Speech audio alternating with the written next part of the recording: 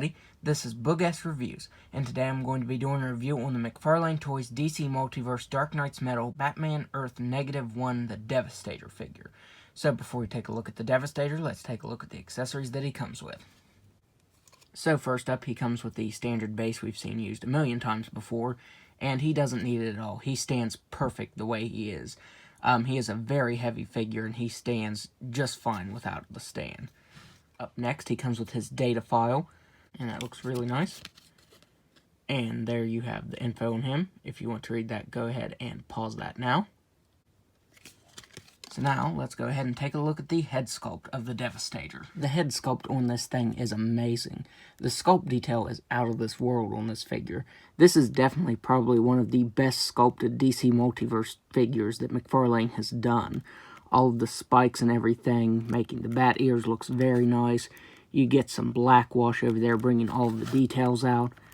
The red eyes look really good with the white pupils, and there's even some red shading around his eyes, making them really look like they're glowing. So I really like that. You can really tell it up close. From far away it's not as noticeable, but up close you can definitely tell it looks like it has that glow to it. The teeth are also sculpted really nicely and painted in a dirty brown kind of color, kind of like a rotten teeth color. And if you open his mouth up, he even has a tongue that is sculpted really well. You can see it has a little bit of texturing to it, and it's actually articulated. So yeah, that's not something that I expected. You know, it really didn't need the articulation, but I appreciate it. So that's pretty nice. And then you get some more of that black wash right there on his neck.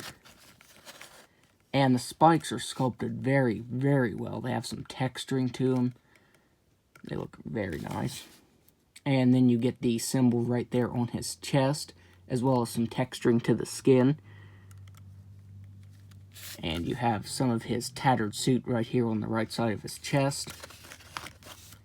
And some more on the back there. Now, my only complaint is if you see right here the difference in paint. It's because this has like a black wash to it, but here on his back there is no black wash. I mean, you can do that yourself. It's pretty simple to do that. But yeah, you can really tell the difference in color right there.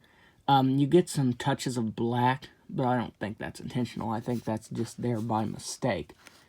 But yeah, he's still sculpted very, very nicely. All the spikes and everything and the texturing on his back looks really nice. And the texturing on the forearm spikes looks really good. And then right here on the ones on his knuckles look good. And if you look, the fingernails are sculpted really nicely. My only other complaint is the toenails and the fingernails are sculpted really nicely, but they aren't painted. I really think he would have benefited from having some painted nails. But honestly, that's a small complaint because as you can see, they are sculpted very, very nicely. You get some more tattered suit right here on his right bicep. And then you have some more texturing and sculpt detail to his torso right there. But as you can see, the paint stops right there. Because you can see it's dark and then gets light right there. Now, one thing a lot of people, myself included, were curious about was this right here. The pants, the tattered pants. Because this is a soft rubber piece.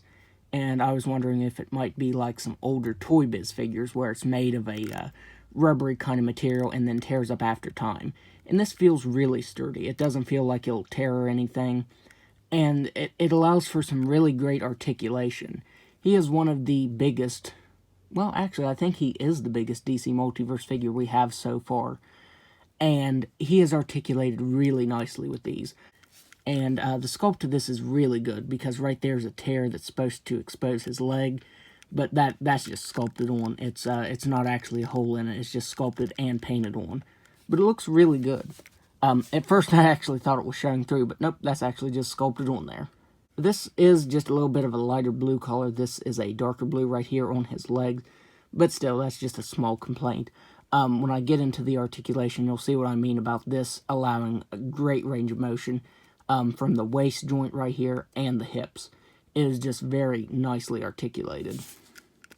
On his thighs, you get some more of that texturing, as well as some more black wash. But like I said, you can see where it stops. It stops right there on his thigh. You get some more tattered suit right there. And I think it looks really good the way it's sculpted. It looks like it's almost connected right there, but it's not. This is a separate piece. You get some more spikes down here on his calves, and then you get these really nasty feet. The sculpt work on it is really good, and these toenails look very, very nasty. They have some lines on them, they're cracked, they're gross looking. He definitely needs to take more care of his toenails. But yeah, there is some really great sculpt detail to him, and there is a little bit of a blackwash to him, so there is some paint on him, unlike his fingernails here. I just feel like they should have been a different color than his skin. And you actually get a little bit of sculpt detail right here at the bottoms of his feet. Also, you get the DC Comics and Made in China right there. So that does take away from the sculpt detail, but around it, it does have some pretty nice sculpt detail. So now, let's go over this behemoth's articulation. So for his head, he can look up just a little bit, and he really can't look down much, but his head does shift up and down, and his head can move side to side. And you can tilt it. You can tilt it a pretty good amount. So he doesn't really look down, but he can look up a little further than I thought he'd be able to. He has a swivel jaw that can move down all the way. And he also has a tongue that can move, let's see here. He also has a tongue that can move down and up. And it's kind of hard to get in there. But yeah, it is articulated. So if you want to move that up or down, you can. And let's do that. So yeah, that looks really good. Like I said, I didn't expect him to have an articulated tongue, but yeah, he has an articulated tongue. He has ball-jointed shoulders that can only move out that far. The bulky shoulders and the spikes on the shoulders touch these spikes. So yeah, the shoulders don't move out all the way because of that, but that really doesn't bother me. He has butterfly joints that move just slightly.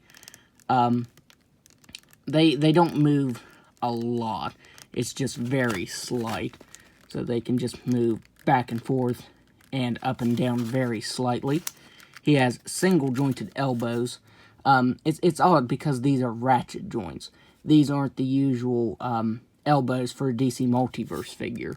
Which I forgot to mention that even over top of the joint right there is sculpted detail, so that's really nice.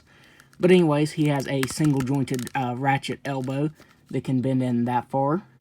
It can swivel side to side as well. He has a hinge at the wrist. It's kind of that ratchet joint too, that can move up that far and down that far. And it can move side to side, which if you do this, you can get it up just a little bit more.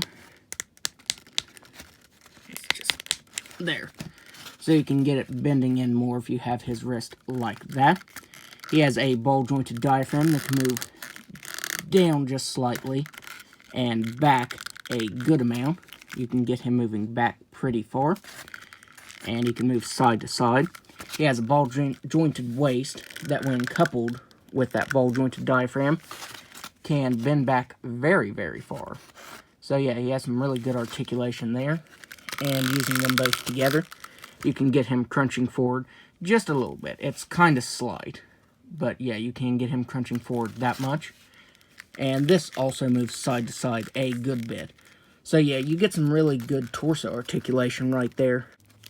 And now, onto the hip articulation, which I am really excited to show off. So with this soft crotch piece, he is able to do a complete split, which is really nice. He can kick forward all the way, like that. He can kick back all the way. And he has a swivel at the thigh that can move really nicely. Him and the very first Batman have the best articulated thighs. They move really nicely. So yeah, I was pleasantly surprised about this. So I really like this. And I want to say this is the same type of crotch piece that the Bane Build-A-Figure has, where people were complaining about it not being articulated. I think it's just this soft shell covering the inner workings, similar to this. So I'm pretty sure it will be the same type of deal. Up next, he has single-jointed knees that are a little hard to move in, because they're kind of that ratchet joint too. But he has single-jointed knees that can bend in all the way. He has swivel at the ankle that can move up all the way, down all the way, and it can rock back and forth. And he has toe articulation that can move up all the way. So yes, I was pleasantly surprised with the articulation on him. He is such a large figure. And he does have some different articulation than the normal DC Multiverse figures. But he still has a good bit, especially here in these hips. I really thought that would be super limited. But I have been able to get him in a good amount of poses with this. So I was very pleased with that. So now, let's do some size comparisons. So first up, here he is next to the Detective Comics 1000 Batman figure. I upgraded him with a fabric cape. And yeah, he is just a little bit shorter than the Devastator.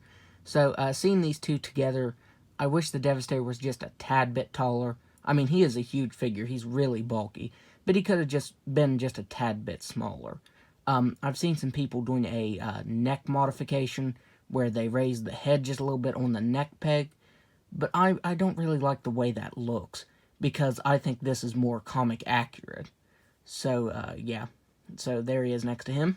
Here he is next to Superman. Here he is next to the Batman Who Laughs, the first version, not the new version. Here he is next to Deathstroke. And these two fought in Dark Knight's Metal number 6, I want to say. It wasn't this outfit, of course. His outfit was the Rebirth outfit, and this is the new 52. But I did want to show them together. So there he is next to him. And finally, there he is next to the DC Multiverse Doomsday Build-A-Figure. This was from like 5 years ago, I want to say. And yeah, this one is much taller. And I feel like maybe that's how tall the Devastator should have been. But yeah, I do wish he was just about the same height. He could be just a little bit shorter, but you know, he could have stood to be just a little bit taller. So overall, I would highly, highly recommend this figure. This is my favorite DC Multiverse figure that I have so far. And I really don't know if it can be outdone. It's just a really well done figure. This was originally a Walmart exclusive, but I think it was just time. So now I think you can get it at Target, Amazon, Best Buy. I'm pretty sure you can get it everywhere. So yeah, you should have a pretty good chance of finding this amazing figure. So that's my review. If you like this review, be sure to hit the like button and subscribe to my channel. Thanks for watching.